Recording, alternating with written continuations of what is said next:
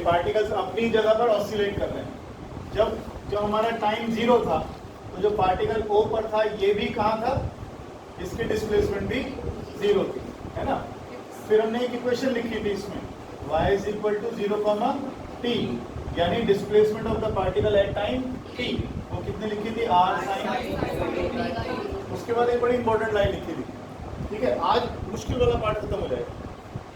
उसके बाद हमने लिखा था कि every point, every particle which lies more and more to the right of O that lags in phase, phase में पिछड़ जाएगा with respect to particle at O।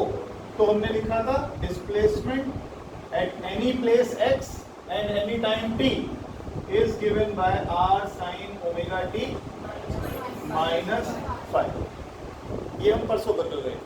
फिर हमने कहा अगर एक वेव हम बना रहे हैं तो ये कितना, यहां से यहां डिस्टेंस कितना है। अगर पार्टिकल एट O और पार्टिकल एट P की बात करता हूं मैं, मान लो कि पॉइंट यहां पर है, तो इनमें पाथ का डिफरेंस कितना है। पाथ का डिफरेंस, रास्ते की दूरी, और फेज का डिफरेंस कितना है, 2 पाई, मतलब 360 डिग्री। तो ये हमने आगे के लिए हमेशा ध्यान कर लिया इस बात का कि अगर फेज डिफरेंस 2 पाई है तो पाथ डिफरेंस लैम्डा है, फेज डिफरेंस 1 है तो पाथ डिफरेंस कितना है, और फेज डिफरेंस कितना लिखा, सॉरी उल्टा नहीं कर दिया मैंने, उल्टा कर दिया मैंने, सॉरी। पाथ डिफरेंस x है तो फेज डिफरेंस 2 पाई, पाथ डिफरेंस 1 है तो 2 पाई बाई लैम्डा। और हमने कहा था अगर कोई पार्टिकल ये x प्लेस दूर है यहाँ से, तो अगर पाथ डिफरेंस x है तो फेज डिफरेंस कितना हो गया, 2 पाई x बाई लैम्डा। और फिर हमने अगली इक्वेशन में फाई को हटाकर इसकी जगह डाल दिया 2 pi by lambda into x। यहाँ तक हम परसों कर गए, ठीक है ना। अब आगे चलते हैं। अब इसको थोड़ा सा आगे लिखेंगे तो r sin ओमेगा को लिख सकते हो 2 pi by t। Other forms कह सकते हो इसको जो अब हम लिख रहे हैं, कि और कितनी तरीके से आप इसको रिप्रेजेंट कर सकते हो।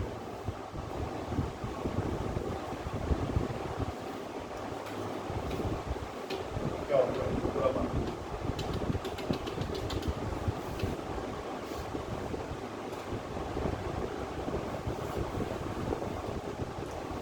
अब देखो y हो गया r sin 2 pi bye minus 2 by x by lambda. एक काम करो, इस पूरे में से 2 पाई लैम्डा को बाहर ले लो। आप कहोगे इसमें तो लैम्डा नहीं है, तो इसमें लैम्डा लगा दो, लैम्डा बाई लैम्डा ले लो, 2 पाई बाई लैम्डा बाहर आ गया। क्या बच गया, t lambda by capital T minus x बच गया। इसको देखो ध्यान से, लैम्डा क्या है, लैम्डा वो डिस्टेंस है जो वेव ने ट्रेवल किया कितने टाइम में, capital T time. Capital T क्या था, time period of one oscillation. एक ऑसिलेशन में कितना टाइम लगा, T। उस दौरान वेव कितना दूर निकल गई, लैम्डा। ये क्या है, डिस्टेंस। ये क्या है, टाइम। डिस्टेंस को टाइम से डिवाइड करो, क्या आएगा, स्पीड। और आपने उस दिन लिखा था परसों कि v कैसी होती है, wave velocity will remain constant. Particle oscillate करेगा, पार्टिकल एक्सेलरेट करेगा, पार्टिकल की वेलोसिटी बढ़ेगी घटेगी सब कुछ होएगा, लेकिन वेव की वेलोसिटी विल रिमेन कांस्टेंट। अगर लैम्डा बाय t को vt लिख दो तो आपको कुछ पहचान में आएगा। हमने जब पहली बार ये आर्टिकल शुरू किया था तो हमने कहा था vt माइनस एक्स या vt प्लस एक्स, और ये भी लिखवाया था मैंने रजिस्टर में कहीं ऊपर कि अगर वेव लेफ्ट से राइट जाती है तो vt माइनस एक्स आएगा। तो vt माइनस एक्स आ गया। हमने एग्जाम्पल ही लिया था ऐसा कि wave is travelling from left to right.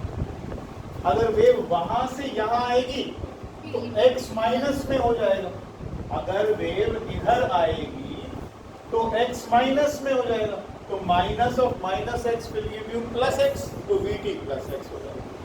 उस दिन मैंने कहा था रट लो, बाद में करेंगे इसको, आप आ गया यहाँ तक लिखो।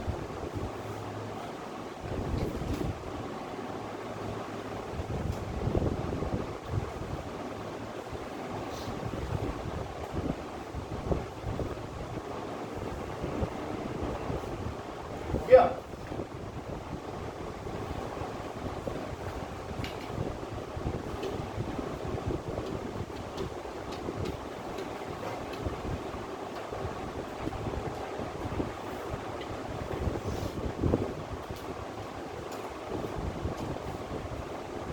चलो आगे। इस 2 पाई बाय लैम्डा को हम बोलते हैं k।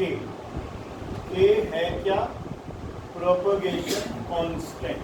Propagation constant, k is called propagation constant. Different forms हम लिखते चले जा रहे हैं, ठीक है ना?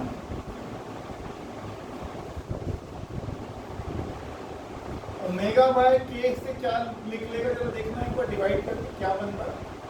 ओमेगा को के से डिवाइड करके देखना क्या बनता है। ओमेगा होता है 2 पाई बाय टी और के हो गया 2 pi by lambda. 2 pi cut गया, lambda by t. Lambda by t अभी करा ना, क्या? Velocity.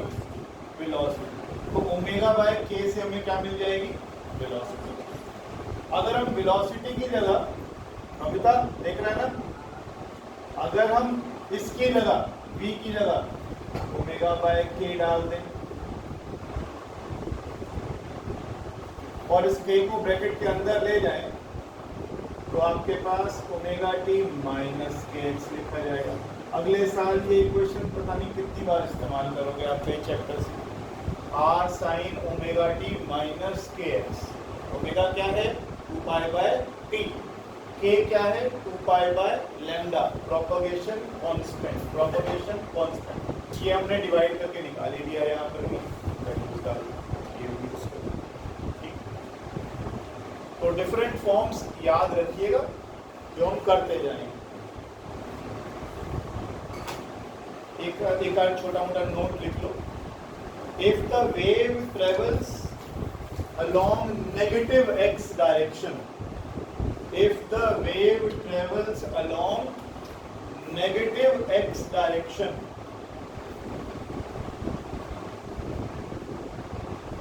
negative x direction, if the wave travels along negative x direction को क्या यूज किया था हमने? इसको लिख दो vt प्लस एक्स, पूरी इक्वेशन लिख दो दोबारा से और vt प्लस एक्स लिख दो।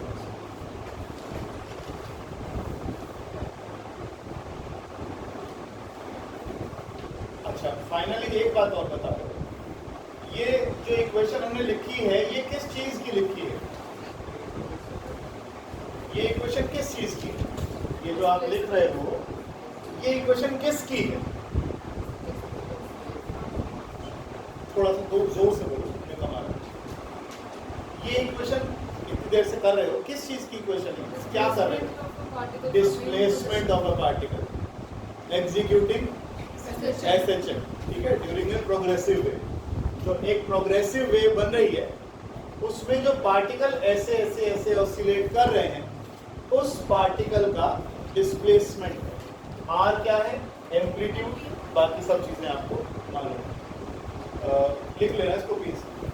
अब इसको इक्वेशन डाल लो, या तो 1 या 2 जो भी आपने अगर पहले में डाल रखी है। देखो, the above expression gives the displacement of a particle. The above expression gives the displacement of a particle at time t and at a position x. At time t and at a position x.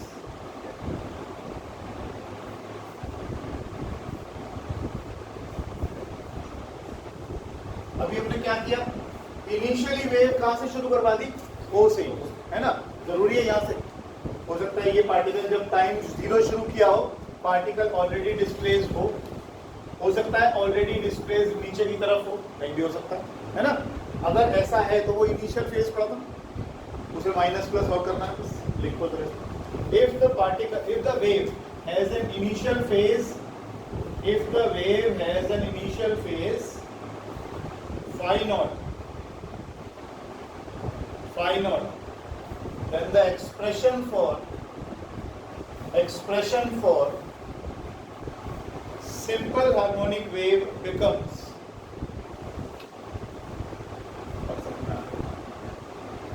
y is equal to r sin 2 pi by lambda Vt minus x, ये तो अब तक हम पढ़ी रहे सब कुछ वही है, प्लस क्या जोड़ दो इनिशियल फेज होता है। अगर किसी एक्सप्रेशन में साइन की जगह कॉस लिखा हो यहां पर तो मत यहां, तब भी ये सिंपल हार्मोनिक वेव को ही एक्सप्रेस करेगा। ठीक है, आगे चलिए।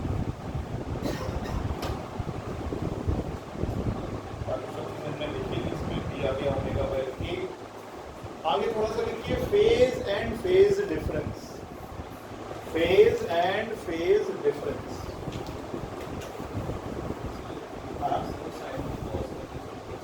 दोबारा बोले, ये कह रहा था मैं कि अगर इस इक्वेशन में साइन की जगह कॉस भी लिखा हो तब भी ये सिंपल हार्मोनिक वेव ही कहलाएगी। लिखना चाहो तो लिख लो, in the above expression if sine is replaced by cos, even then it will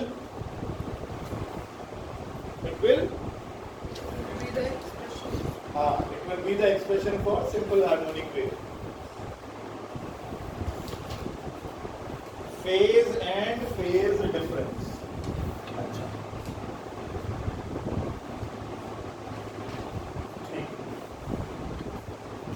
अब दोबारा से एक बार y is equal to r sin 2 pi by lambda, 4-5 बार लिखेंगे तो वैसे ही याद हो जाएगा।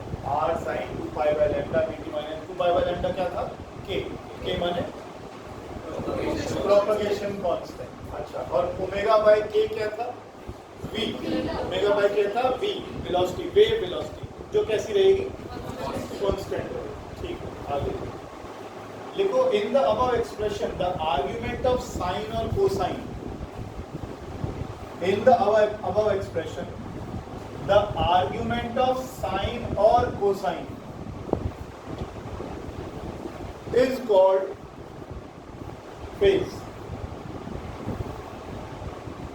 द आर्ग्यूमेंट ऑफ साइन और कोसाइन इज कॉल्ड फेज। यानी ये जो आपने लिखा हुआ है 2 pi by lambda Vt minus x, ये फेज कहलाता है।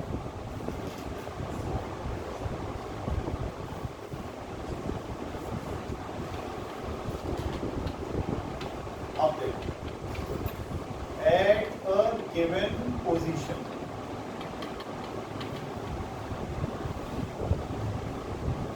एट अ गिवन, लिखो eight a given position. Given position का मतलब क्या हो गया, हम बात कर रहे हैं इस वेव की और इस पोजीशन की बात कर रहे हैं जब मेरा x कांस्टेंट, जब मेरा x कांस्टेंट है, that is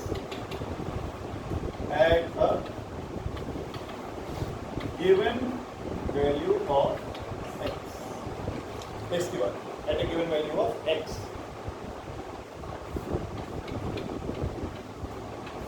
phase changes with time।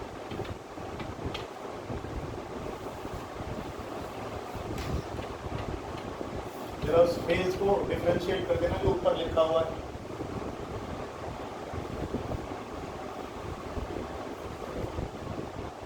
d5 by dt,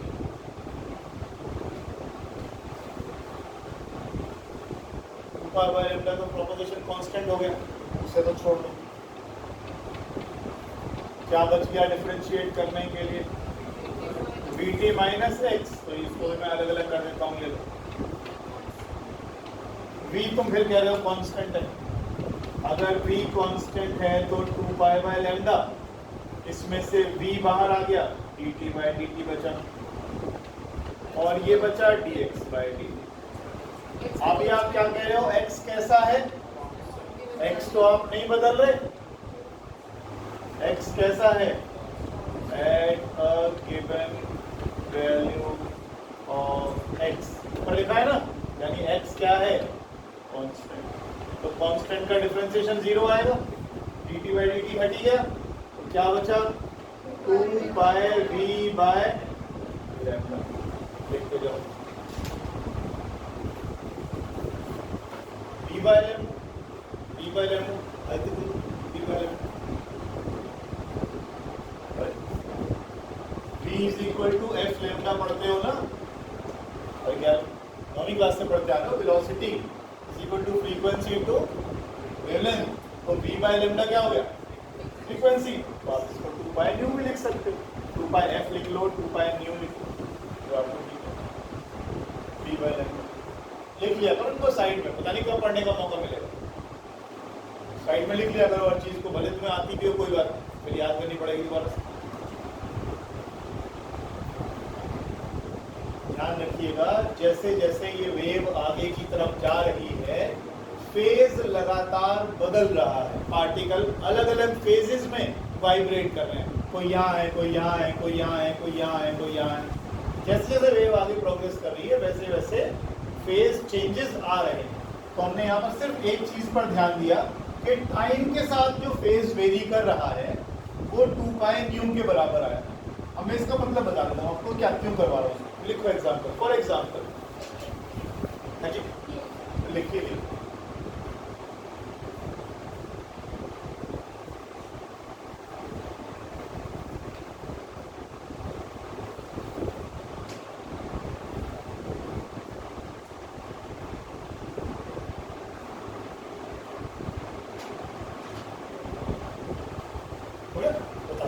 लिखो आगे, इफ ये जो टाइम में चेंज आया ये कितना आया, मान लो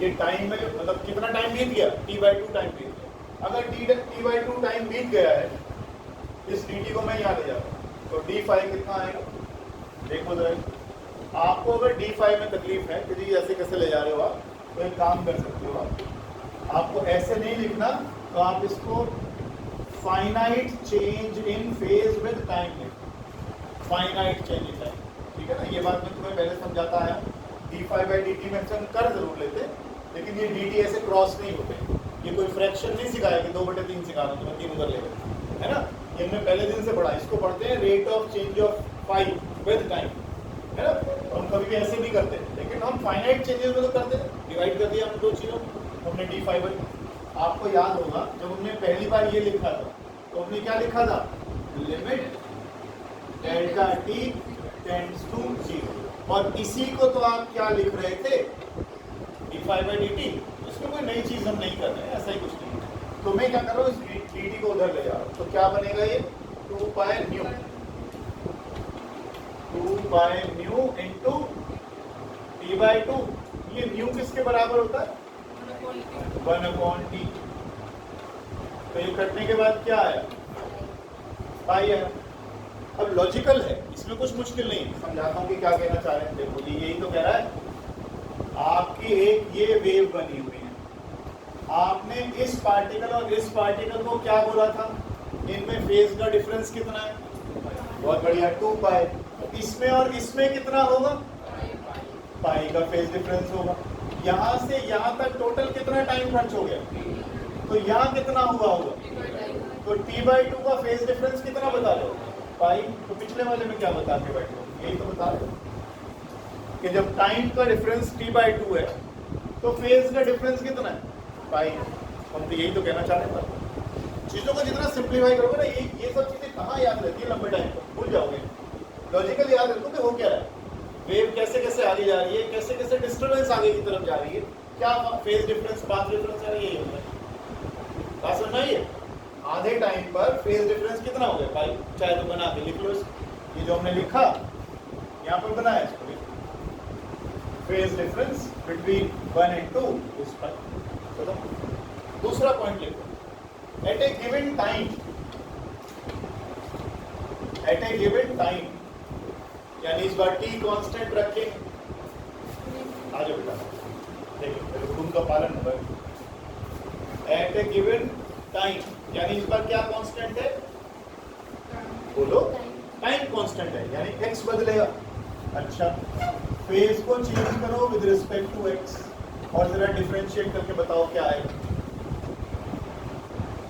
आयते गुंडू फेज क्या था, 2 pi by lambda vt minus x, जो साइन को साइन के आगे लगा हुआ है वो फेज है।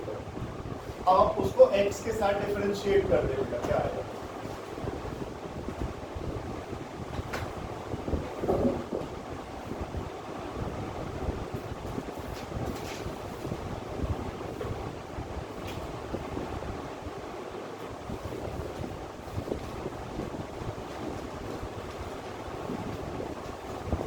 आगे करोगे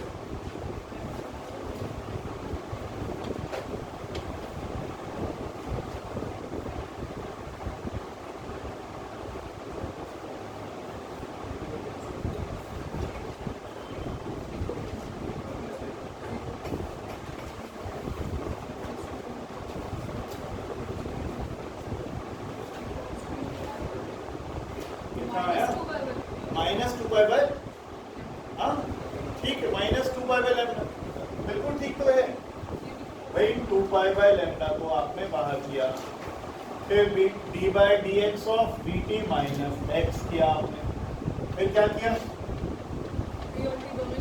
v और t दोनों ही कांस्टेंट हैं, फिर क्या करो तो d by d x of v और t दोनों ही कांस्टेंट हैं और ये हो गया dx बाय dx, ये 1 आ गया -1 आ गया, ये कांस्टेंट नहीं तो -2 पाई बाय लैम्डा। कॉन्फिडेंस रखो, बढ़िया कर रहे हो। डी पाई बाय dx आ गया -2 पाई बाय लैम्डा, मतलब लिखो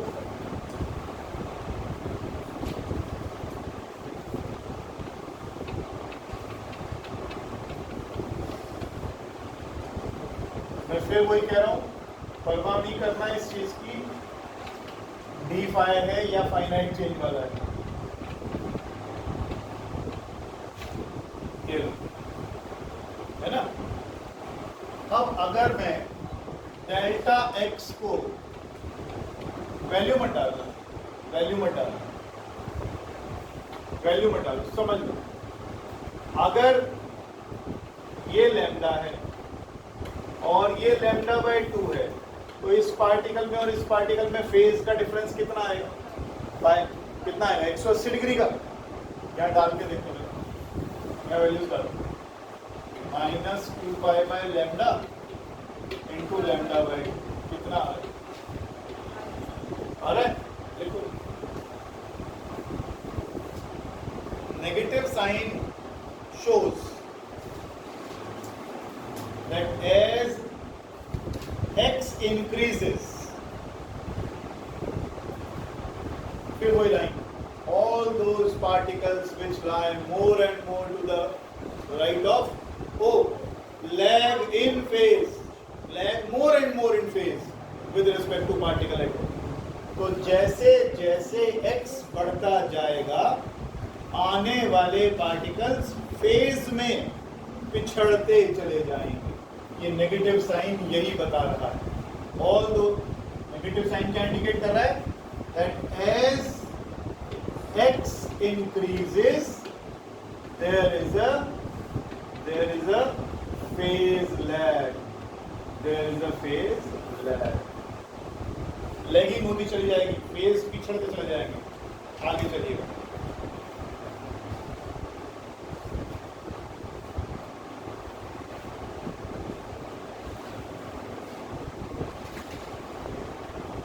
बंदे कोई बात समझ में आ रहा है?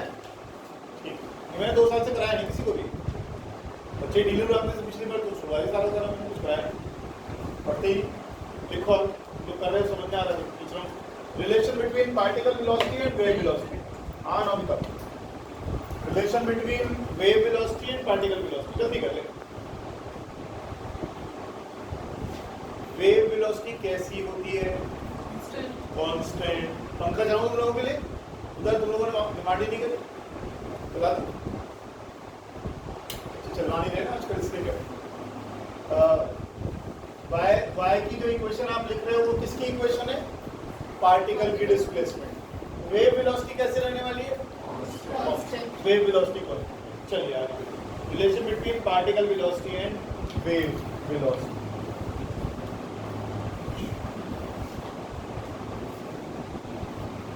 ये इक्वेशन लिखी थी हमने, r sin 2 pi by lambda dt minus. फिर आपने बोला ये किसकी डिस्प्लेसमेंट है? पार्टिकल की। अगर पार्टिकल की डिस्प्लेसमेंट को आपको मालूम है तो पार्टिकल की डिस्प्लेसमेंट से पार्टिकल की वेलोसिटी निकल जाएगी, क्योंकि वेलोसिटी क्या होती है? Rate of change of displacement with time. तो अगर आप dy बाय dt कर दोगे तो निकल आएगा, निकल दो। Differentiate one with respect to t।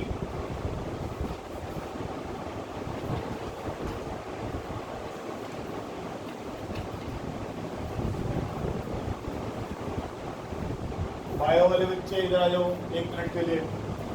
सबसे पहले r तो कांस्टेंट है ही, बाहर कर दो। साइन थीटा का डिफरेंशिएशन कॉस थीटा। पहला काम तो हमने ये लिख दिया, ठीक है, ठीक है। उसके बाद जो ये एंगल बचा, मतलब जो ये तामझाम बचा, उसको डिफरेंशिएट करेंगे। इतना हम अभी अभी कर कर आए हैं। इसे डिफरेंशिएट मुझे रफ में करके दे दो आप, क्या आएगा तो फिर मिला साइन का कॉस, और फिर जो साइन के आगे का एंगल है उसको और डिफरेंशिएट करो। अभी तक दिखा दो क्या करा। एक तो चश्मा पहन के नहीं आते, आंखें का रही, घर रह नहीं आते, चश्मा। यहाँ तक कैसे पहुंचा?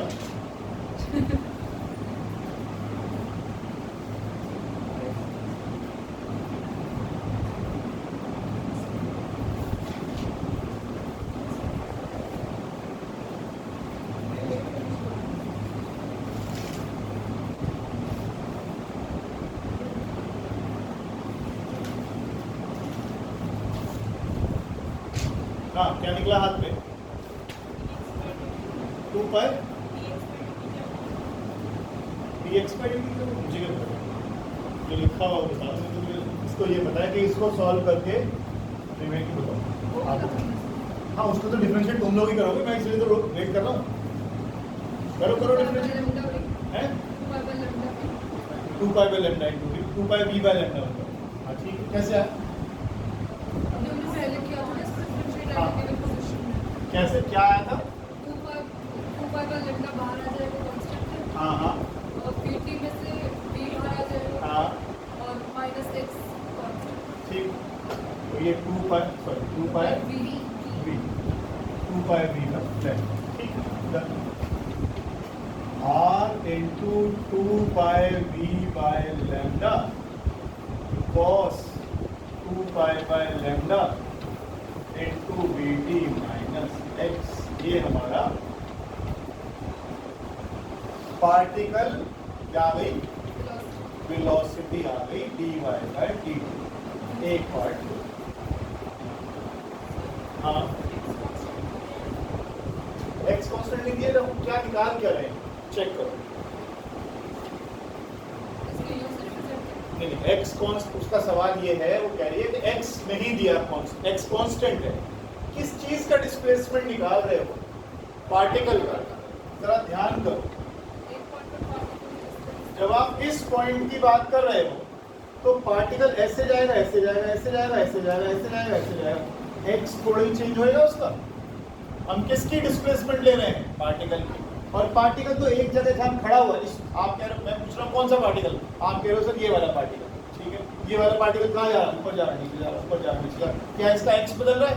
नहीं। इसका मतलब इसका x कांस्टेंट है। x कांस्टेंट है तो x को हमने कांस्टेंट कर दिया। कांस्टेंट का डिफरेंशिएशन 0 होगा, ठीक है। आगे चलो,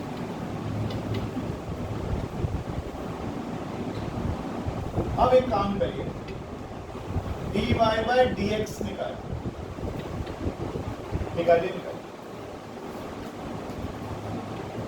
हाँ बायो वाले बच्चों, ये साइन के आगे जो भी लिखा है इसका कॉस तो हो ही जाना, 2 pi by lambda v t minus x और d by d x of 2 pi by lambda v t minus, ये और करो। पहले हमने टाइम के साथ डिफरेंशिएट किया, स्माइल के साथ करोगे तो ज़्यादा अच्छे समझ में आएगा। Thank you. और अगर वैसे करोगे परेशान होगे तो दुखी होगे। पिछला वाला आ गया 2 पाई बी बाय लैम्डा, बस तो फिर ये भी हो जाएगा, तो कोई दिक्कत नहीं। और आज तो वैसे कुंभकर्ण की तरह खोल रहा है। एक बता क्या आ गई? Minus R 2 pi by lambda cos 2 pi by lambda. मुझे सिर्फ इतना बता दो, बाकी तो हमारे सामने हो ही गया। इसे डिफरेंशिएट करके क्या आया? -2 पाई बाय लैम्डा। इसको डिफरेंशिएट करके आया है -2 पाई बाय लैम्डा। सही है। अगर ऐसा है तो ये आंसर आया -2 pi by lambda r cos 2 pi by lambda v T.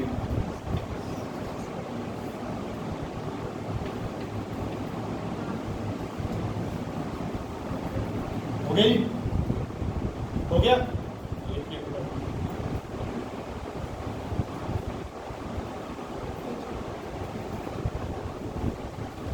अब इक्वेशन 2 को इक्वेशन 3 से डिवाइड करें।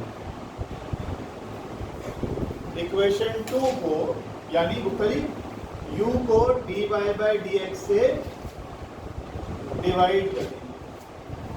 जब डिवाइड करेंगे तो बहुत कुछ कटेगा।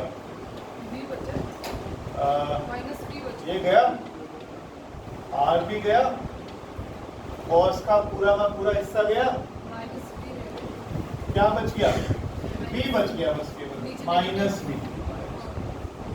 ये बच गया, लिखिए पड़ा।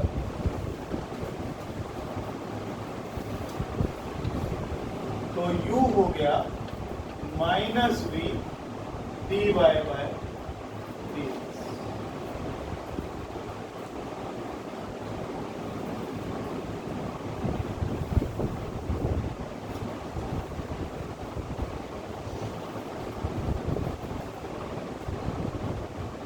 इसको लिख कैसे लोगे आप? ऐसे, पार्टिकल वेलोसिटी,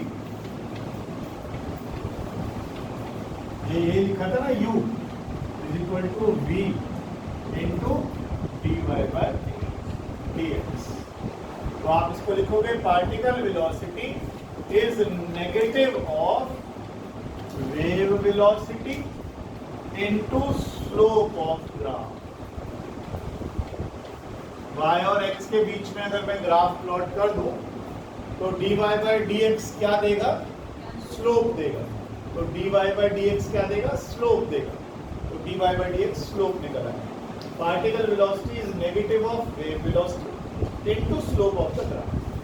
तो पीछे वाला दिखा दो, ये देखिए, ये कटिंग जो की है मैंने इन दोनों को डिवाइड कर लिया।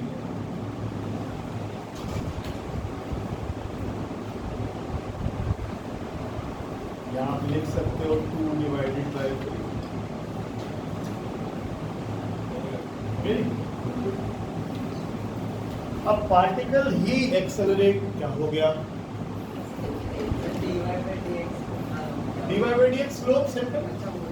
हाँ, आगे लिखो, पार्टिकल वेव वेलोसिटी कांस्टेंट है। अगर वेव वेलोसिटी कांस्टेंट है तो इसका मतलब इधर की तरफ एक्सेलरेशन नहीं होगा। फिर एक्सेलरेशन सिर्फ किस में हो रहा है? पार्टिकल में। पार्टिकल अपनी ही जगह पर ऐसे ऐसे ऑसिलेट कर रहा है। यहाँ स्पीड मैक्सिमम कम हो जाएगी, वेलोसिटी 0। फिर वेलोसिटी बढ़ जाएगी, यहाँ वेलोसिटी, और फिर वेलोसिटी यहाँ पर कितनी है? तो वेलोसिटी लगातार बढ़ रही है, घट रही है। इसका मतलब पार्टिकल एक्सेलरेट कर रहा है। करवाइए पार्टिकल एक्सेलरेशन। एक बार फिर याद करें, नोटबुक में देखना, y is equal to r sine ठीक, u कितना आया? ना देखिए ना ना ना ना यू कितना है, यू कितना है, R into 2 pi V by r into 2 pi 2 pi V by lambda r cos cos 2 pi by lambda Vt minus x. जी बिल्कुल, ये हमारा u आ गया। इसको डिफरेंशिएट किया था तो u निकल आया। अब u को डिफरेंशिएट कर दोगे तो एक्सेलरेशन निकल आएगा। निकाल दीक्षा, ये पार्टिकल क्या कर रहा है बेटा? एसएचएम कर रहा है। एसएचएम में एक्सेलरेशन का फॉर्मूला क्या लिखा था हमने पहले?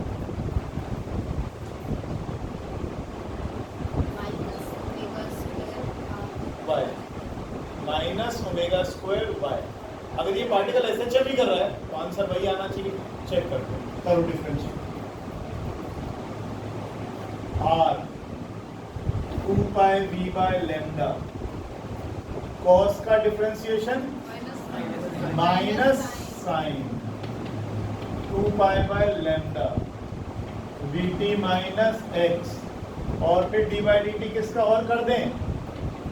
2 pi by lambda vt minus x। ये अभी करके आए हो, बार बार याद करने की जरूरत नहीं है इसको अभी करके आए हो। ये जो आगे वाला फैक्टर था इसको डिफरेंशिएट करा था टाइम के साथ, क्या निकाला था? 2 बाय v बाय लैम्डा। इसको डिफरेंशिएट बार बार मत दिमाग चलाओ अपना। ये 2 पाई बाय लैम्डा आया था, अभी डिफरेंशिएट करते वही आ रहा दोबारा से 2 पाई v बाय लैम्डा। अब 2 पाई v बाय लैम्डा तो पहले भी रखा हुआ है, और एक 2 पाई v बाय लैम्डा और आ गया तो डबल हो गया। Minus r 2 pi v by lambda का whole square sine 2 pi by lambda vt minus.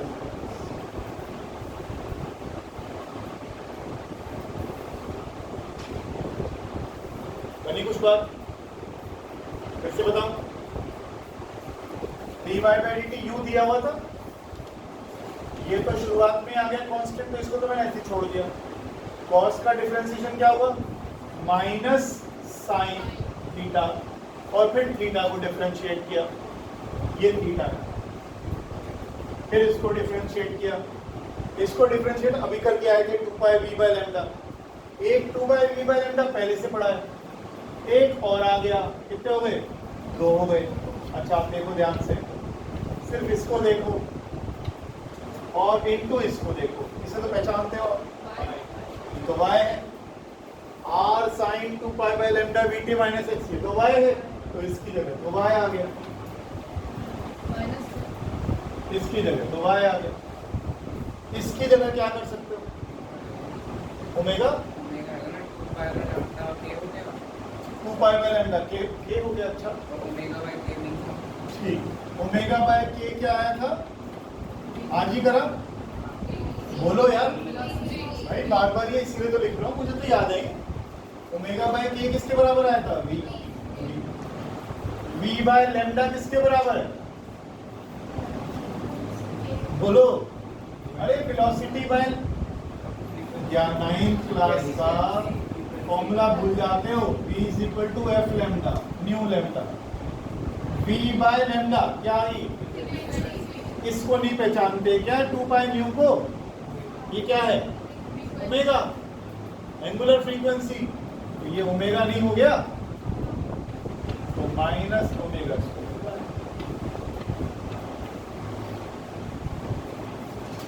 थोड़ा बहुत भी पढ़ के आओगे तो याद हो जाएंगी चीजें, मुश्किल नहीं है। मैंने इसीलिए बोला था, समझ में आई ना क्लास छोड़ने के लिए क्यों मना कर रहा हूँ? इसीलिए मना कर रहा हूँ। कितने भी रिकॉर्डेड लेक्चर देख लो, नई क्लास का वाला मिला।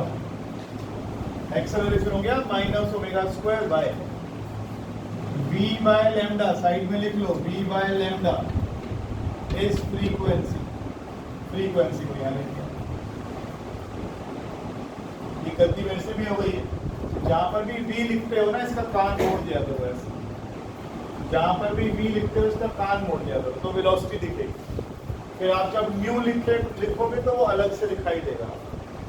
v लिखते हो तो उसका कान ऊपर से ऐसे घुमा दिया। ठीक है, चलिए आगे।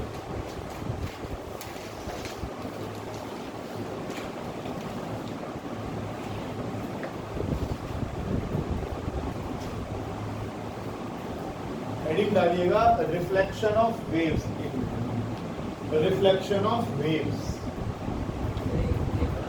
अच्छा लिखो,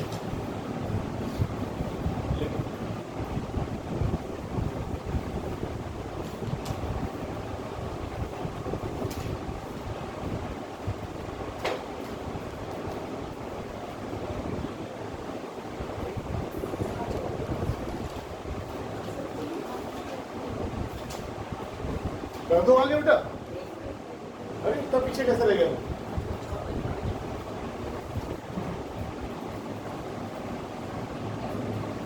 बता दियो, चलो कुछ झांक रहा है।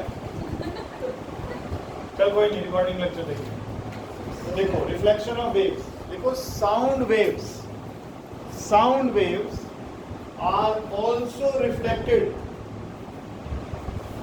just like light waves. Sound waves are also reflected just like light waves. That is, they obey laws of reflection. क्या था law of reflection?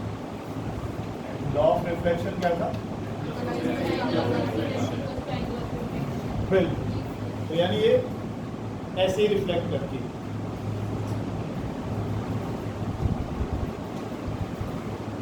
लिखो, reflection of sound waves, heading है at the end of closed pipe. बताते हो देखो, यहां से air भेज रहे हो, ठीक, नीचे से डेंसर मीडियम से टकरा कर आ रही है, नीचे बंद है ना?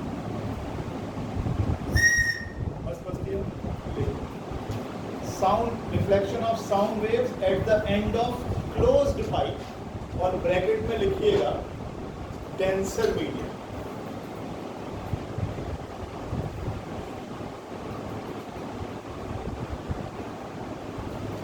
ठीक है, ये किसी दिन डिटेल में बाद में समझाऊंगा ये कैसे हो रहा है, फिलहाल के लिए याद करते चलो।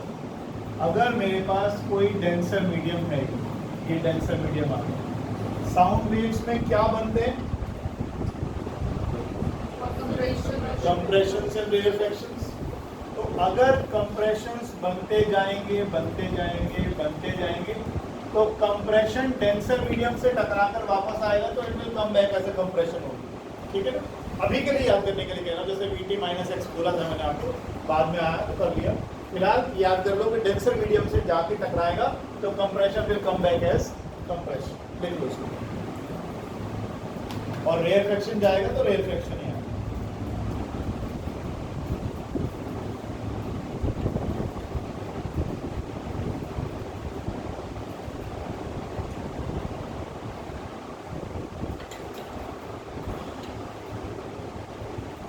बेटा साउंड वेव्स जब चलेंगी तो कंप्रेशंस और रेयरफैक्शंस बनाएंगी।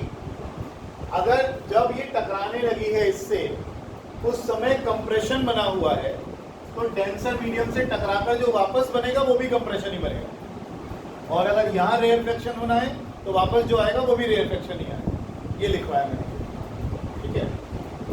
और ओपन पाइप में reflection of sound waves at the end of an open pipe. एक छोटा सा नोट रह गया पिछले वाले, बोल दो अभी, क्या लिख लिया है? चलो लिख लो, reflection of sound waves at the end of an open pipe. Open pipe हो गया ऐसा, ऐसा तो देखा instrument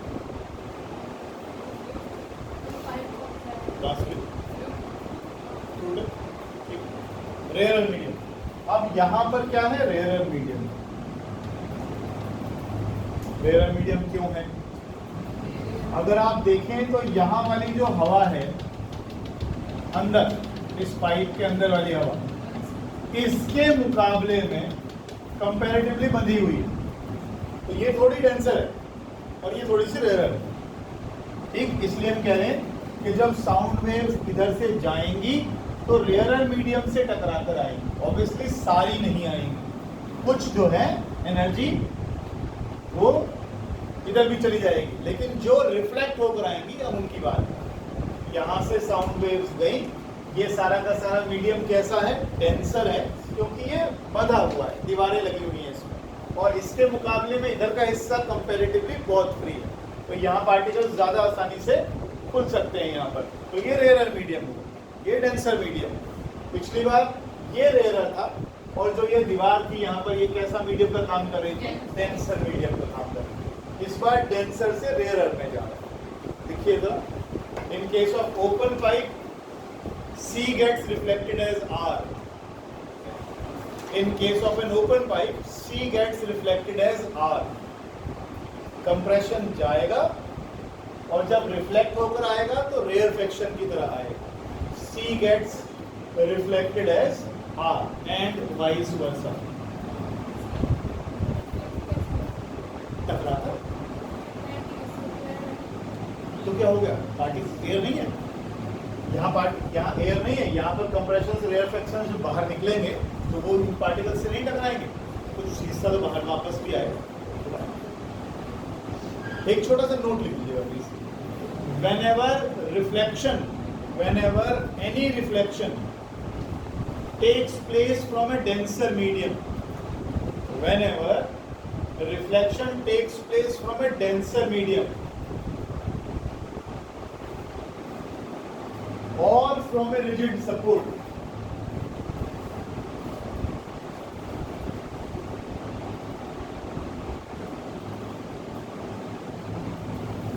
there is always a phase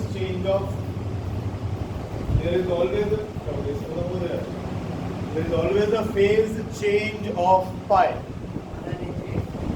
Or a rigid support, there is always a phase change of pi. There is always a phase change of pi.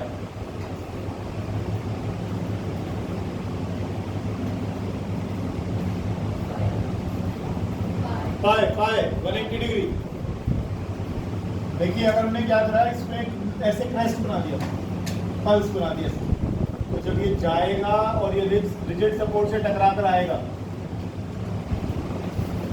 It will come back like this. और ये बात आप जानते हो, तो हमने waves के बारे में पढ़ा भी था। इस पार्टिकल में और इस पार्टिकल में फेज का डिफरेंस कितना है, 180 डिग्री का। क्या कहते हैं इनको? यस, कुछ ही बच्चे पढ़कर आ रहे हैं, अच्छी बात नहीं है। आउट ऑफ फेज, ऐसे केस में फेज का डिफरेंस कितना है, पाई। तो इन दोनों पार्टिकल्स, ये दोनों एक्सट्रीम पर हैं लेकिन दोनों ऐसे आ रहे हैं, तो ये आउट ऑफ फेज कहलाते हैं, है ना। तो यहाँ पर भी क्या होगा, अगर क्रेस्ट जाएगी तो ट्रफ की तरह वापस आएगा। इसे कहते हैं complete phase change of 180 degree. ठीक है जी।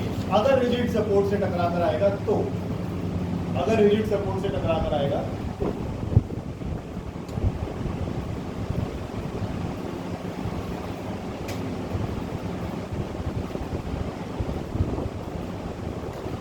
बोलो। इस साल थोड़ा बहुत आप पढ़ रहे हो साउंड वेव्स के बारे में, अगले साल आप ये चीजें पढ़ोगे लाइट वेव्स के बारे में। ठीक है ना, ये तो ज्यादा आसानी समझने जो आप कर रहे हैं। सुपरपोजिशन प्रिंसिपल, सुपरपोजिशन प्रिंसिपल बोलो। When two or more than two waves, when two or more than two waves travel in a medium,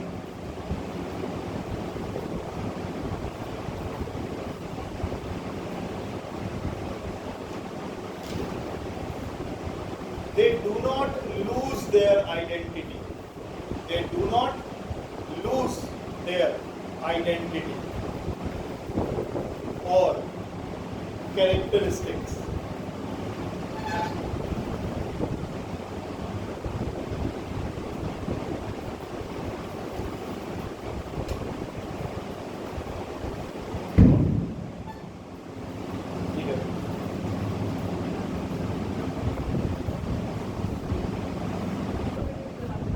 चलो आगे। रावण कैसे मर जाएगा, तो लड़ाई तो करेगा सामने से। अब क्या पढ़ रहे हैं कि they do not lose their characteristics. जब दो या दो से ज्यादा वेव्स, सिंपल लेता हूँ, सिंपल एक काम कर। ऑर्केस्ट्रा सुना है? क्या जागरण के अलावा सुना है? ये जागरण में सुना है बस? टीवी में नहीं, टीवी का, मोबाइल का सुनना और लाइव सुनने में जमीन आसमान का फर्क है।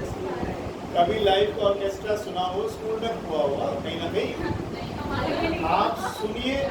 नहीं चलो कोई बात, अगर हुआ कहीं सुनने को मिले तो लाइव ऑर्केस्ट्रा का जो मजा है ना सुनने का, वो आपको मोबाइल में नहीं आएगा।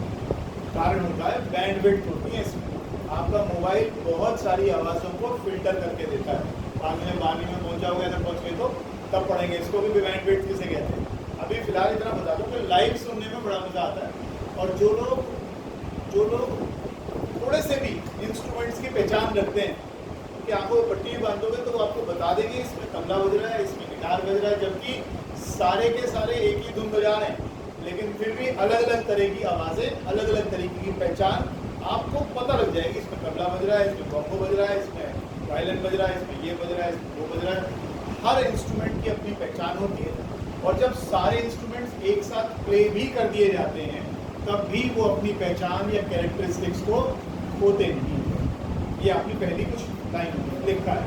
When two or more than two waves travel in a medium, they do not lose their identity या characteristics. ठीक है, आगे लिखो। When two or more than two waves travel in a medium, when two or more than two waves travel in a medium,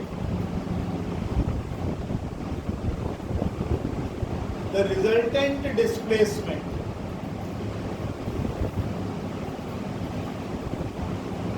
of any particle of the medium, the resultant displacement of any particle of the medium is equal to vector sum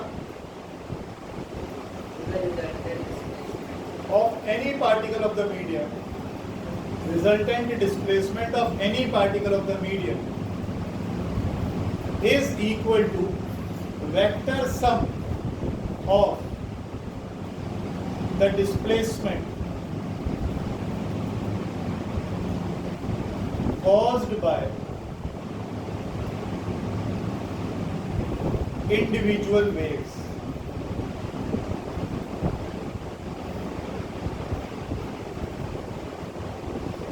ठीक है, that is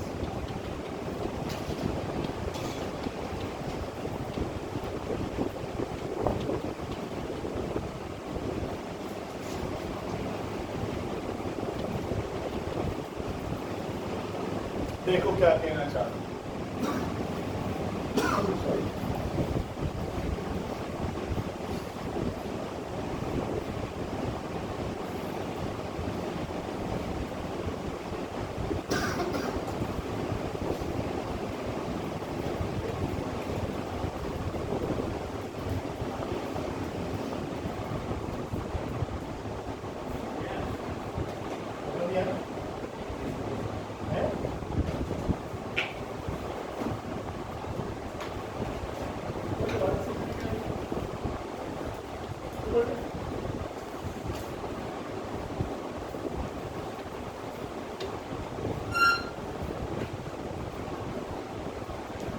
ये दो waves हैं जो आपस में super impose कर दी, एक साथ प्ले कर दिया हमने दोनों में। एक वेव येलो वाली है और एक वेव ब्लू वाली है। दोनों हमने ऑलमोस्ट वेवलेंथ सेम रखी है, फ्रीक्वेंसी सेम रखी है, लेकिन अगर मैं इन दोनों को रिजल्टेंट निकालूंगा तो कैसा आएगा?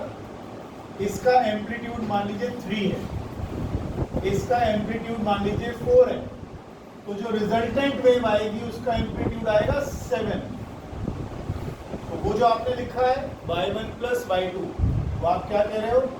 ये y1, ये y2 और ये कितना पूरा?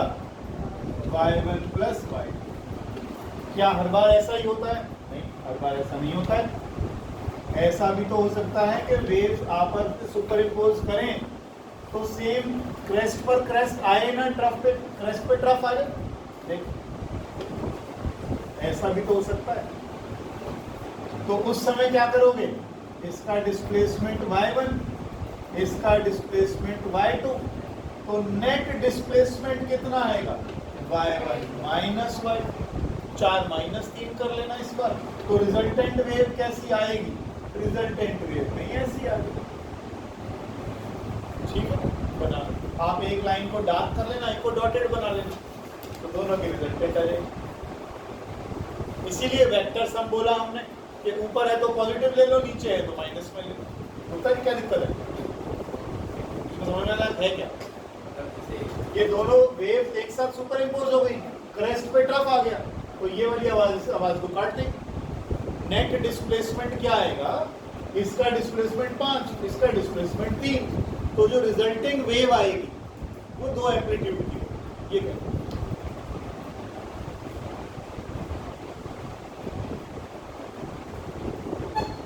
अगले साल 12वीं में अगर पहुंच गए तो आपको इंटरफेरेंस मिलेगा पढ़ने को, interference of light, wave optics का पार्ट है, उसमें सबसे पहले यहीं से शुरू करेंगे आप। और जो आज तक ये तामझाम पढ़ के आए हो, इक्वेशंस जो पढ़ी है आपने, सारी काम आएंगे। डायग्राम थोड़ा ठीक से बना,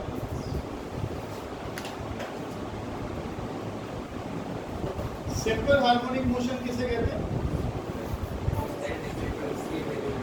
सिंगल फ्रीक्वेंसी, बहुत बढ़िया, कांस्टेंट एम्पलीट्यूड, हम वही पढ़ते हैं, हम ऐसा जब भी पढ़ते हैं सिंपल ही पढ़ते हैं। एक छोटी सी लाइन लिखो,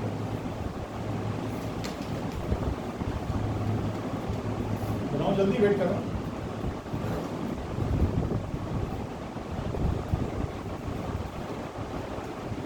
Principle of superposition leads to, principle of superposition leads to 3 phenomenon.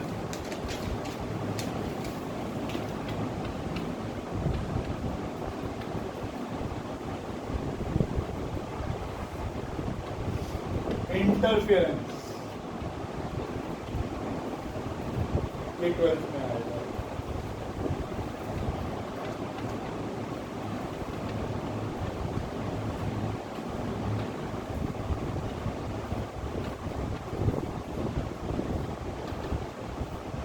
ये हम अभी पढ़ेंगे इस साल, और एक आएगा लीड्स। ठीक है, ये दोनों अभी हम पढ़ेंगे सर। इंटरफेरेंस आपका 12th में आएगा।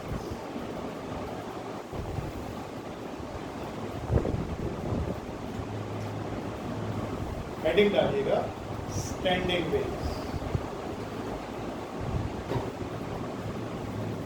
ये अगली क्लास में वीडियो दिखाऊंगा इसका कि वेव्स बनती कैसे हैं। जब दिखेगी तो दिमाग में यूं कट से आएगी चीजें, ये क्या हो रहा है।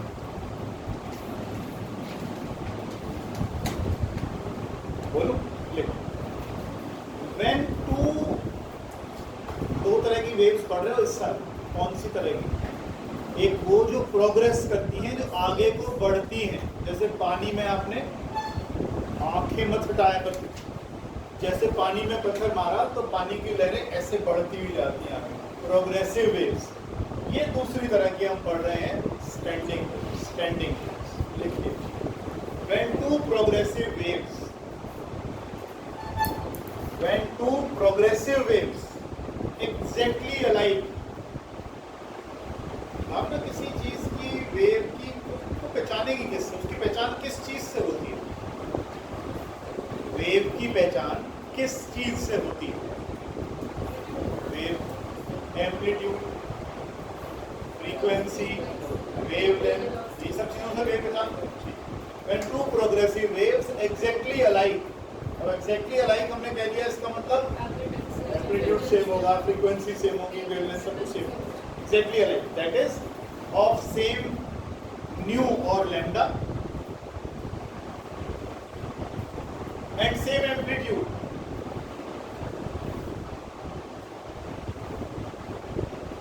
comma, travel in a straight line. Sorry, travel in a medium. I'm sorry. Travel in a medium. Travel in a medium. In opposite direction. With same velocity.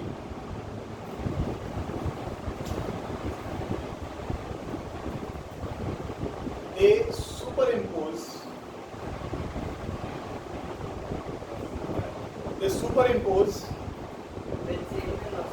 With same velocity. They superimpose to produce standing waves या stationary waves. Progressive waves में particle transfer नहीं होते थे, energy transfer होती थी. इनमें energy भी transfer नहीं होती. लिखो example. In standing waves, there is no transfer of energy in the medium.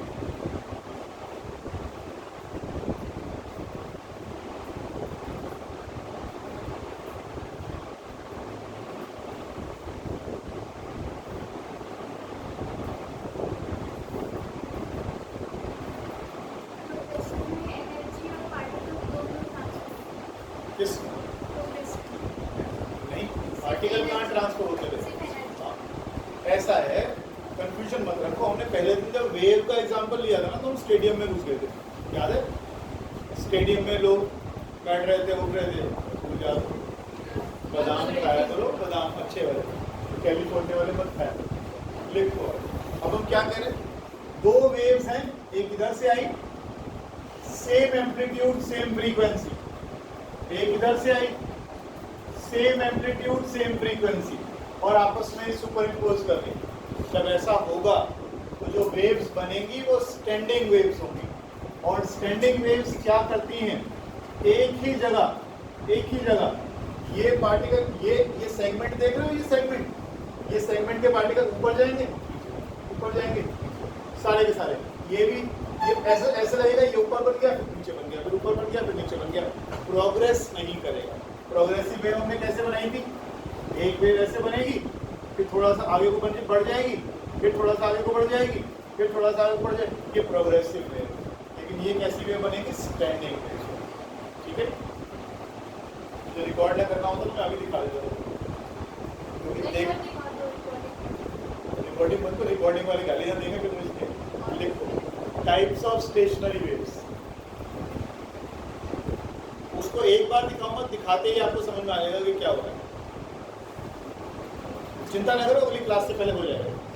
Types of stationery waves. पहला लिखिएगा, कुछ चीजें ऐसी होती है ना, जब तक सामने देख लो तो एकदम से दिमाग में घुस जाती है, पिक्चर बन जाती है सामने. अब मैं कह रहा हूँ कि ये सेगमेंट ऊपर जा रहा है, नीचे जा रहा है, तो आधे तो ऐसे देख रहे हो, फिर क्या समझा रहे हैं, दिखाने में समझ आ रहा है. लिखो लॉन्गिट्यूडनल स्टेशनरी वेव्स. और इसके नीचे सिर्फ एग्जांपल लिख लो कि ऐसा किन वेव्स में होता है. longitudinal stationary waves. Waves produced in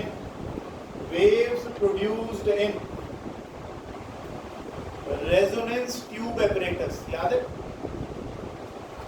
resonance, frequency match करना, ट्यूब के अंदर आवाज का बदलना. नहीं आता. ये मैं दिखाई दूंगा, करा तो पाऊंगा नहीं. रेजोनेंस ट्यूब apparatus में हमने उस दिन बात नहीं करी थी. अभी आता है कुछ आ गया ना? तो थोड़ी देर में आपको लार्ज हुमिंग साउंड सुनाई देगी. तो इसकी जो आपका ट्यूनिंग फोर्क है उसकी फ्रीक्वेंसी और जो एयर वाइब्रेट करे उसकी फ्रीक्वेंसी मैच कर जाएगी. तो जोर जोर से पार्टिकल्स वाइब्रेट करेंगे तो आपको लार्ज ऐसे करके आवाज सुनाई देगी, हमिंग साउंड सुनाई देगी आपको. Resonance tube apparatus. दूसरा एग्जांपल इसी में कॉमन कर लीजिएगा. Waves produced in organ pipes. Waves produced in organ pipes. Organ pipes कैसे होते हैं? जैसे फ्लूट, फॉर एग्जाम्पल फ्लूट, बांसुरी. ठीक है जी. दूसरा लिखिएगा transverse stationery waves.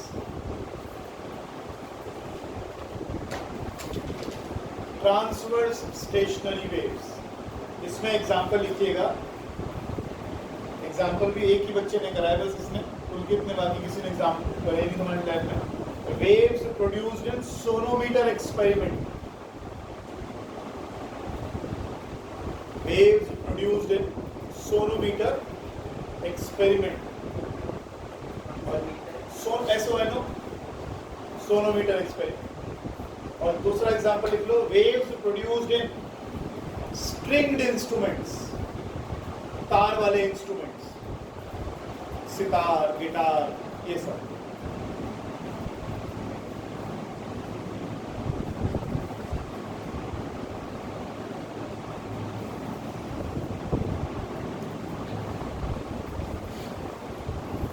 Mathematical question काफी पड़ा हुआ है इसका, चलो कोई बात नहीं।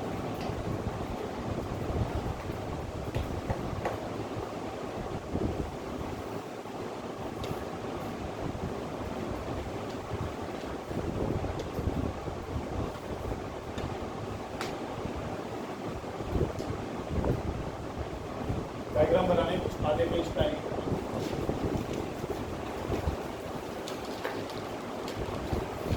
उस हिसाब से लाइन छोड़ो। 1 2 3 4 5 लाइन आएंगी।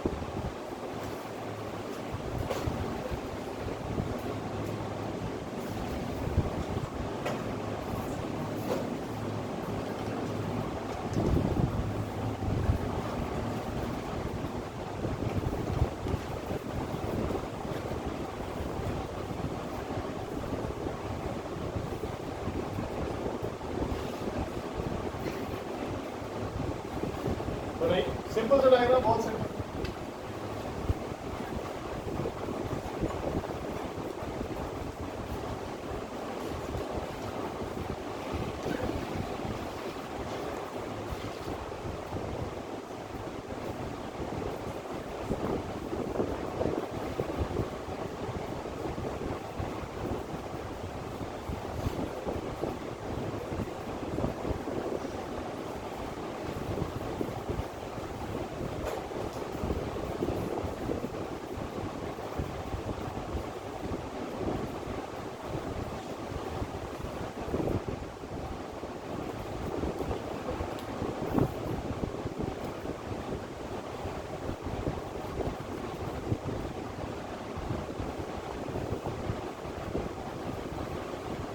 बने बने। एक्सप्लेनेशन तो इससे भी आसान है जो बना रहा है, कितना आसान।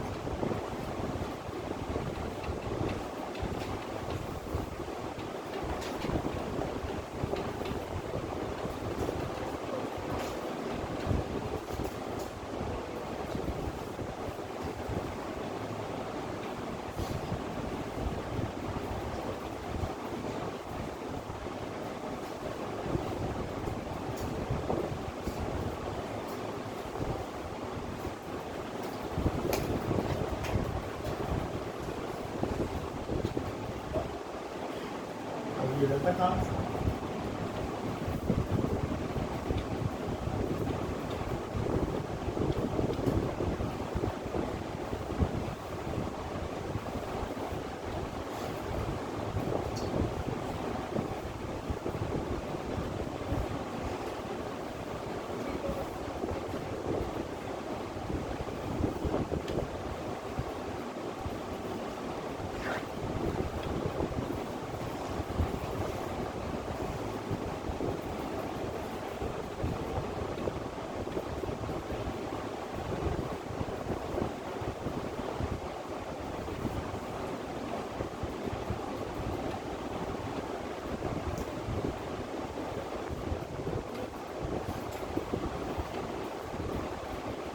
स्कूल में कितना हो गया?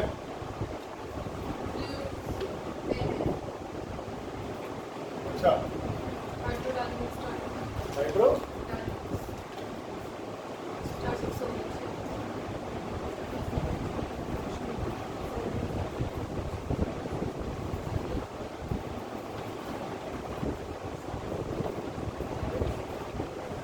अरे तुम्हारा कितना हो गया? हैं? हे भगवान, अगले साल भी करवाएंगे दोबारा से।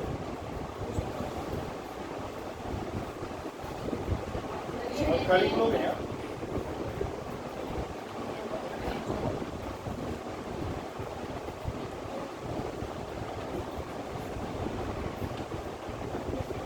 मैं इनको 12th ही करवानी है, बाकी तो कुछ करवाना नहीं है। 11th में कुछ भी करा दो बच्चों को।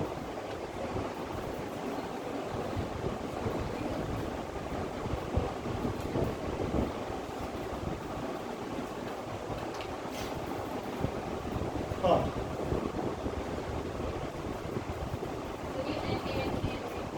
लिख लो एन एन एन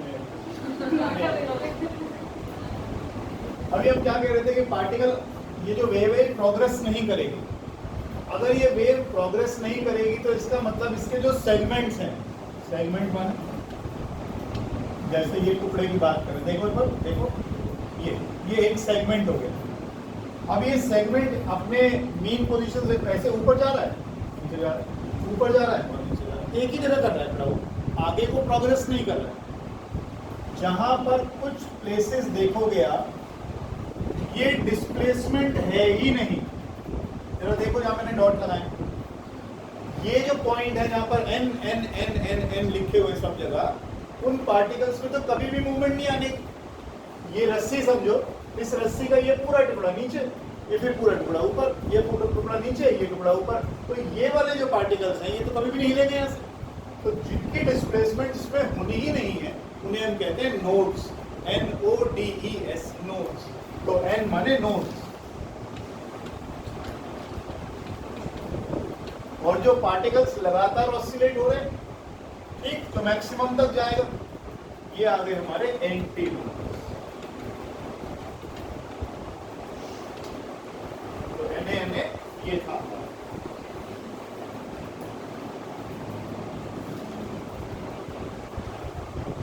एक और चीज लिख लेना, यहां पर लिख लेना x, यहां लिख लेना, क्योंकि पहला पॉइंट जो हम इसमें लिखेंगे वो यही लिखेंगे।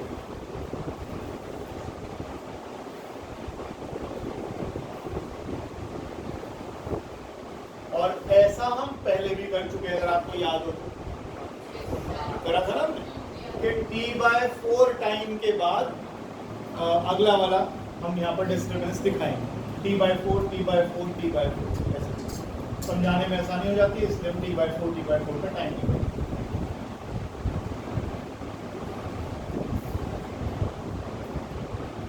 आगे हो गए तो पिक्चर में क्यों टेंशन ले, चल रही है ना रिकॉर्डिंग, बस ठीक लिखो मेरा। Characteristics of standing waves, characteristics of, पीछे से लिख सकते हो और इससे बचाए सही वहां से लिखना शुरू करो। Characteristic of standing waves, characteristics of standing waves. पहला, the disturbance is restricted to, the disturbance is restricted to a particular region,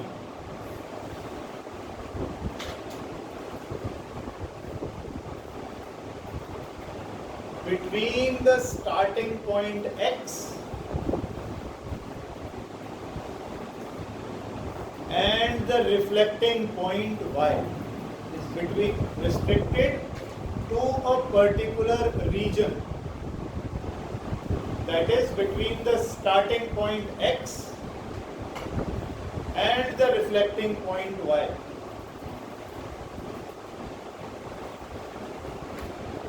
ये क्या हुआ मालूम, ऐसे समझ सकते हो आप इसको, यहाँ पर हमने इसको बांध दिया और यहाँ से हमने इस रस्सी का ये सिरा पकड़ लिया और इसको हम ऐसे ऐसे करते जा रहे हैं, तो वेव यूं जा रही है जा रही है जा रही है जा रही है, यहाँ जाएगी, फिर इससे टकराएगी, फिर ऐसे ऐसे ऐसे करके वापस आएगी, फिर ये दोनों वेव्स आपस में क्या करेंगी, सुपर इम्पोज करेंगी, एक दूसरे के ऊपर सुपर इम्पोज करेंगी। तो जो वेव्स बनेगी वो स्टैंडिंग वेव्स बनेगी। एक वेव यहाँ से गई ऐसे ऐसे ऐसे ऐसे, एक जब यहाँ से टकराई तो रिफ्लेक्ट होकर वापस गई, फिर वो ऐसे ऐसे ऐसे ऐसे ऐसे वापस आई। तो दोनों वेव्स बिल्कुल एक जैसी, velocity same, amplitude same, frequency same, wavelength same, सब कुछ सेम। तो जब वो सुपर इम्पोज करेंगी तो जो वेव्स बनेगी वो स्टैंडिंग होगी, आगे बढ़ती हुई नजर नहीं आएगी, पूरा पूरा लूप ऊपर दिखेगा नीचे, ऊपर जाएगा नीचे, ऐसे। अभी वीडियो दिखाएं। फिर आते हैं। There is no, दूसरा point, there is no onward motion of the disturbance. There is no onward motion of the disturbance from one particle to the next. From one particle to the next. जल्दी लिखो. From one particle to the next. There is no onward motion of the disturbance. तीसरा, there are certain points in the medium. There are certain points in the medium. अच्छा आज पढ़ी भी नहीं आई. Which are certainly at rest. और जो भी नहीं आई और राव साहब ने आए 3. बुढ़ापा आ गया, रावणी देखते रहोगे चलता हूँ. Yashwini, हाँ. There are certain points in the medium which are permanently at rest. They are called antinodes. Nodes कहते हैं. चलो nodes कहते हैं. मतलब देख रहा था जाग रहे हो. They are called nodes. जो permanently rest पर है वो क्या कराएंगे? Nodes. अच्छा. इसी में लिखना. The distance between two consecutive nodes is the distance between two consecutive nodes is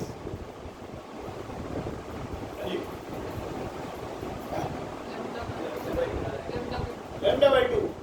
lambda आधा. दो नोड्स के बीच की दूरी आधा लैम्डा. आगे चलो. lambda by 2. There are certain points in the medium. Fourth point. There are certain points in the medium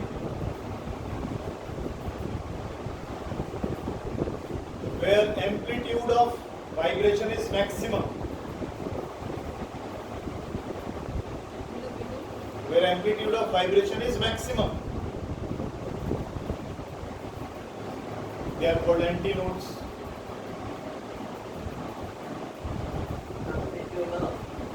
Where amplitude is maximum. मैंने बोला there are certain points in the medium where the amplitude of vibration is maximum. They are called antinodes. दो antinodes के बीच की दूरी lambda by 2. अच्छा चलो antinode और node के बीच की दूरी कॉन्सिक्यूटिव की बात कर रहा हूँ. एक के बाद एक. 1/4. बहुत बढ़िया. याद रखो इन चीजों को, न्यूमेरिकल में काम आएंगे. भाई एक नोड ये रहा, एक एंटीनोड ये रहा, इनके बीच की दूरी कितनी है? Lambda by 4. ये भी lambda by 4, lambda by 4, lambda by 4 बन गई एक वेव. आगे ऑल द पार्टिकल्स नहीं एक इसी में नेक्स्ट पॉइंट तो बहुत सारे हैं, देखते जाओ. In stationary waves, the medium splits up into a number of segments.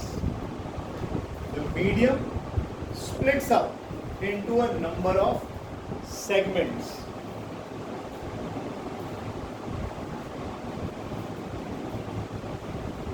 Full stop. इसी में लिखना. Each segment is vibrating up or down as a whole. Is vibrating up or down as a whole. WHOL. पूरा ये पूरा segment. अब ये जो तुमने रस्सी पकड़ी हुई है, इसके अगर ध्यान से देखेगा तो 4 सेगमेंट हो गए.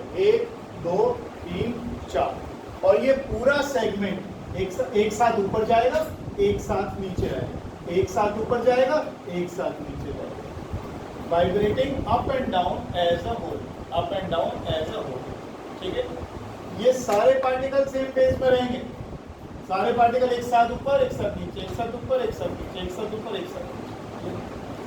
all the particles in one segment. next ये मैं आपको बताऊं, ये जो मैं लिखवा रहा हूँ ये एग्जाम में नहीं आएगा ऐसे कि भाई आप बताओ कैरेक्टरिस्टिक्स क्या होती है. कम आता है ऐसे. ये तो तुम्हारे समझने के लिए है कि इसमें क्या हो रहा है. छोटे बच्चों की तरह थोड़ी है 10 पॉइंट लिख के बताओ राइट एनी 5 कैरेक्टरिस्टिक्स ऑफ, पता पागल थोड़ी है, पता हम समझ में आ ही रहा है क्या हो रहा है। तो लेकिन हमें समझ में आना चाहिए लिखना क्या है। भाई ये एक सेगमेंट पूरा नीचे गया, इनका सबका सेम फेज है, सारे एक साथ नीचे आते, सारे एक साथ ऊपर जाते, सारे एक साथ नीचे जाते, सारे एक साथ ऊपर जाते, इसका मतलब फेज सेम आ रहा है। सेगमेंट्स में बट गया, नोड बन रहे हैं, एंटी नोड बन रहे हैं, बस इतना ही तो याद रखना है। पॉइंट्स के चक्कर मत पढ़ना कि लैंग्वेज याद करनी, लैंग्वेज में क्या लिखो आप, all the particles in one segment are in same phase but they are in opposite phase with respect to particles in the next segment.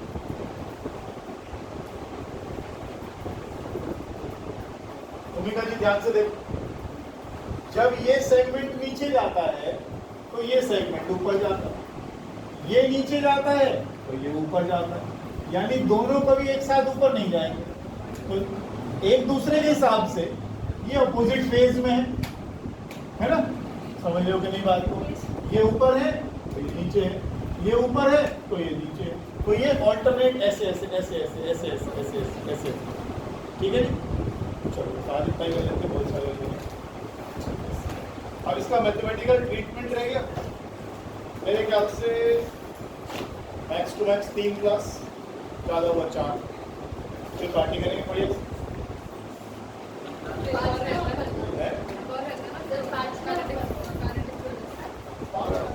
आप शायद 5 या 7 तक हो जाएगा।